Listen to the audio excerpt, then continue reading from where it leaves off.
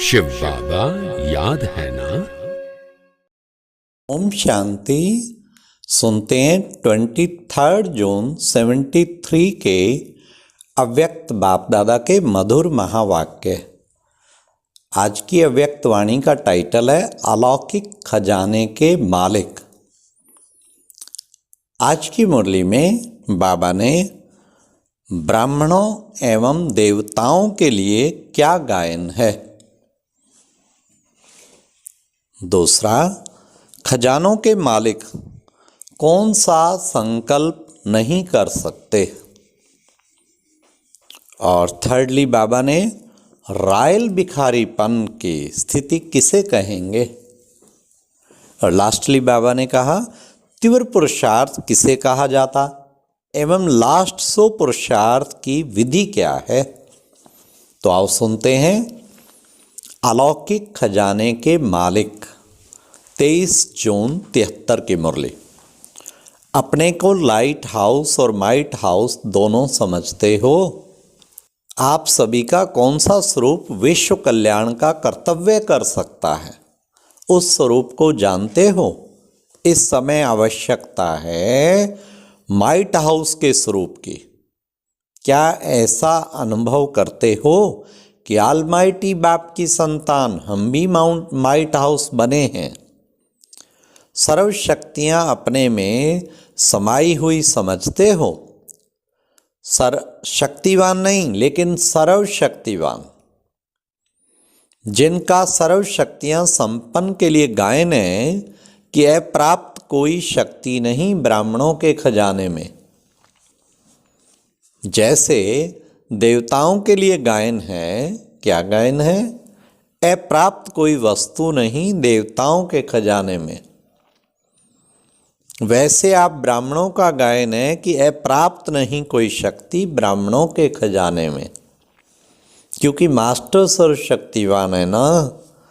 जब बाप का नाम ही सर्वशक्तिवान ऑलमाइटी अथॉरिटी है, अर्थात सर्व शक्तियों के खजानों के मालिक के बालक हो,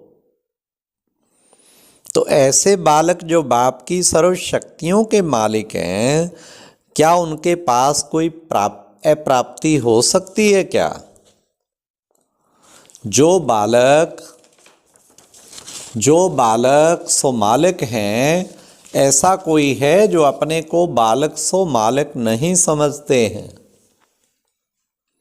सभी मालिक बैठे हैं ना, सर्व शक्तियों के खजाने के मालिक हो ना।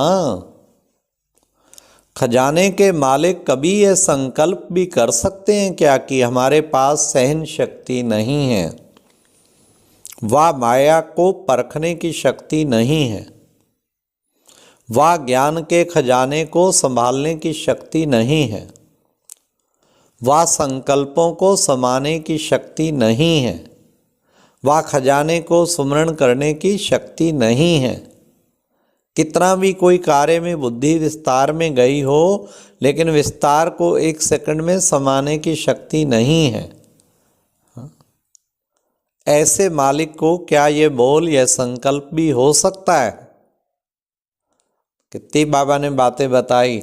हाँ, सहन शक्ति नहीं है, परखने की शक्ति नहीं है, खजाने को संभालने की शक्ति नहीं है, समाने की शक्ति नहीं है, सुमरण करने की शक्ति नहीं है, हाँ, विस्तार को संकीर्ण करने की समाने की शक्ति नहीं है। ऐसा मालिक बच्चा कभी भी ऐसा नहीं बोल सकता। अगर होता है तो उसको क्या कहें, उस समय की स्टेज को, स्थिति को क्या मालिकपन की स्थिति कह सकते हैं। मालिक सदा मालिक ही होता है। अभी अभी मालिक और अभी अभी भिखारी, ऐसे मास्टर सर्वशक्तिवान होते हैं क्या। मालिक से बार बार रॉयल भिखारी क्यों बनते हो। बाप के सामने भी जब बच्चा आकर कहे कि बाबा हमको मदद करना, शक्ति देना और सहारा देना, इसको क्या कहा जाता है। क्या इसको रॉयल भिखारीपन नहीं कहेंगे। यह है भक्ति के संस्कार। जैसे देवताओं के आगे जाकर कहते थे कि आप तो सर्वगुण संपन्न हो और मैं वैसे ही बाप के आगे मास्टर सर्वशक्तिवान आकर कहता है कि बाबा आप तो सर्व शक्तियों के सागर हो, लेकिन मुझ में वह शक्ति नहीं है, निर्बल हूँ, माया से हार खा लेता हूँ, व्यर्थ संकल्पों को कंट्रोल नहीं कर पाता हूँ और माया के विघ्नों से घबरा जाता हूँ। तो क्या ये वही भक्ति के संस्कार नहीं है? ये भी तो भक्ति के संस्कार हैं। एक तो बाप जो दाता है, स्वयं ही देने वाला है और किसी के कहने से देने वाला नहीं है।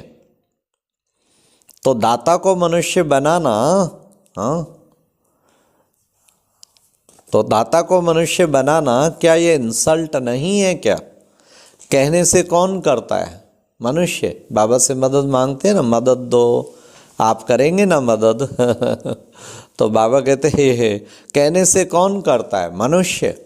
दूसरी बात, बाप को भी स्मृति दिलाने वाले बनते हो। इससे क्या सिद्ध होता है?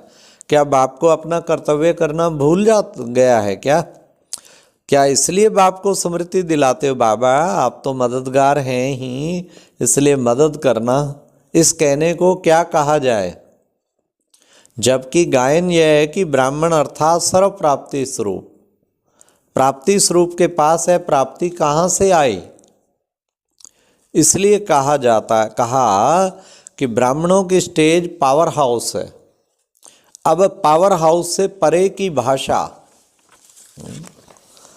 समझें, पावर हाउस के बोल नहीं होते हैं।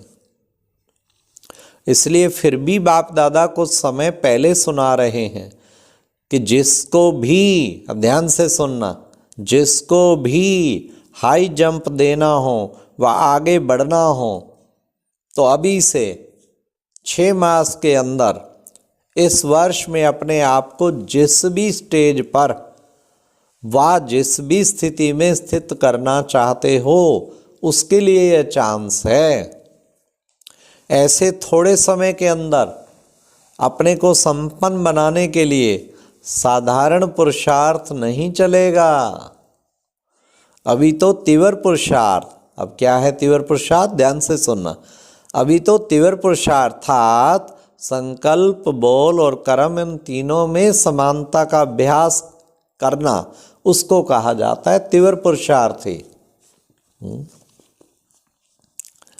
आगे बाबा और स्पष्ट कर रहे हैं समानता कैसे। जैसे बुद्धि में सोचते हो, समझते हो कि हम दाता के बच्चे हैं, लेकिन बोल और कर्म में अंतर है। संकल्प में सोचते हो कि हम सर्व आत्माओं से उच्च ब्राह्मण हैं, लेकिन बोल और कर्म में अंतर है। सोचते हैं कि विश्व कल्याणकारी हैं, लेकिन बोल और कर्म में अंतर है। तीनों ही समान हो जाएं, इसको कहा जाता है तीव्र पुरुषार्थ अर्थात बाप समान। तो क्या ऐसे अपने को बाप समान बनाने के लिए समय दे रहे हैं?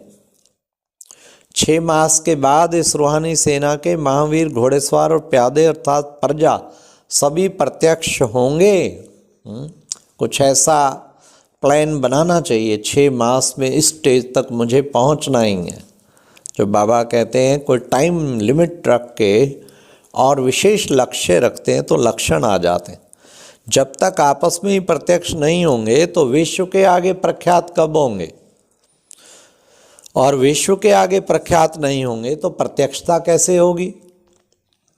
तो स्वयं को और बाप को प्रख्यात करने के लिए व बाप की प्रत्यक्षता करने के लिए अब लास्ट पुरुषार्थ व फास्ट पुरुषार्थ कौन सा रह गया है? लास्ट सो फास्ट पुरुषार्थ की विधि है प्रतिज्ञा। कोई भी बात की प्रतिज्ञा करनी है कि यह करना ही नहीं है मुझे। नंबर 2, यह अभी करना है। प्रतिज्ञा की विधि यह है कि लास्ट इज फास्ट। प्रतिज्ञा अर्थात संकल्प किया और स्वरूप हुआ एक तरफ, ये बिल्कुल नहीं करना चाहे मेरे प्राण चले जाए। नंबर 2, ये करना ही है, कुछ हो जाए। पॉजिटिव करना है और नेगेटिव करना ही नहीं। प्रतिज्ञा करने में सेकंड लगता है, तो अब फास्ट पुरुषार्थ 1 सेकंड का ही होना चाहिए। क्योंकि सुनाया था लास्ट पेपर का टाइम भी फिक्स है और पेपर भी फिक्स है।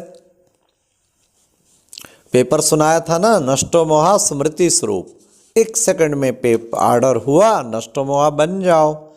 तो 1 सेकंड में अगर नष्टो मोहा स्मृति स्वरूप ना बने, अपने को स्वरूप बनाने अर्थात युद्ध करने में ही समय गवा दिया और बुद्धि को ठिकाने लगाने में समय लगा दिया, तो क्या हो जाएंगे? फेल। उनको क्या कहेंगे? फेल। लेकिन जो विशेष आत्माएं, उनको फुल मार्क्स लेने का लक्ष्य रखना है। ऐसे नहीं समझना 2 या 3 सब्जेक्ट में अच्छे मार्क्स हैं और 1 या 2 में कम है तो पास हो जाएंगे। अगर एक सब्जेक्ट में भी यदि कोई फेल होता है तो क्या होता है? जिसको दोबारा पेपर देना पड़ता है, हाँ, कंपार्टमेंट उसको वह वर्ष तो खत्म हुआ ना, अर्थात वह सूर्यवंशी से तो मिस हुआ ना। सूर्यवंशी के पहले राजभाग और प्रकृति के फर्स्ट सर्व प्राप्ति संपन्न प्रारब्ध से तो मिस हो जाएंगे ना। तो मिस बिल्कुल नहीं होना। चारों ही सब्जेक्ट में फर्स्ट पुरुषार्थ है फुल पास होना, अर्थात फुल मार्क्स लेने हैं। सेकंड पुरुषार्थ सभी सब्जेक्ट में पास मार्क्स लेने का है। और तीसरा पुरुषार्थ तो करना ही नहीं है, क्योंकि तीसरे का तो सोचना ही नहीं है। बाबा फिर भी टाइम दे रहे हैं, अपने आप को सभी सब्जेक्ट्स में कंप्लीट कर लो। समझा? 3 ग्रुप आउट करने। कौन से? ध्यान से सुनना। नंबर 1 एवर रेडी ग्रुप, और नंबर 2 रेडी ग्रुप, और नंबर 3 लेजी ग्रुप। इस 6 मास के अंदर अपने को परिवर्तित कर फर्स्ट ग्रुप में लाना है, अर्थात एवर रेडी ग्रुप। ऑर्डर हुआ और किया, ऑर्डर मानने में लेजी नहीं, ऑर्डर मानने में लेजी नहीं। तो बाबा ने कहा इसके लिए इन 3 ग्रुप्स में स्वयं भी स्वयं को दर्पण में साक्षात्कार हो जाएगा। जैसे कल्प पहले ब्रह्मा कुमार नारद ने दर्पण में अपना साक्षात्कार किया ना, वैसे नॉलेज रूपी दर्पण में स्वयं का साक्षात्कार करेंगे कि मैं किस ग्रुप में हूँ और किस ग्रेड में आने वाला हूँ। वैसा ग्रुप वैसे ग्रेड्स होंगे ना। अच्छा, सदा स्वयं के प्रति और विश्व के प्रति शुभ चिंतक स्थिति में स्थित रहने वाले, हर सेकंड हर संकल्प श्रेष्ठ व्यतीत करने वाले, सदा अपने खजाने की स्मृति और सुमरण में रहने वाले, सदा खुशी की खुराक में भरपूर रहने वाले, सर्व कमजोर आत्माओं को बल देने वाले, सर्व आत्माओं के तमोगुणी स्वभाव संस्कारों को परिवर्तन करने वाले, साक्षी और सदा साथी अनुभव करने वाले, ऐसे कोटों में से कोऊ और कोऊ में से भी कोई पद्मा पदम भाग्यशाली आत्माओं को बाप दादा का याद प्यार और नमस्ते। और अब यह एक बहुत अच्छी वीडियो भी जरूर देखें।